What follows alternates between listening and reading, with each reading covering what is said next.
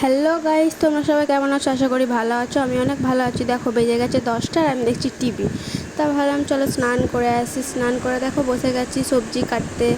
হ্যাঁ, দেখো নিজের রান্না নিজেকেই করতে হবে, নাহলে রান্না না করলে খাবো কি?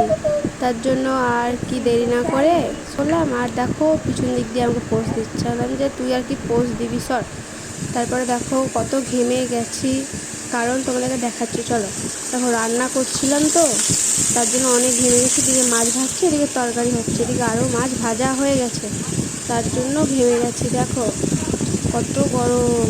তারপরে দেখো মাছগুলো ভাজতে দিয়ে বসে পড়েছি অল্প করে মুড়ি খেতে।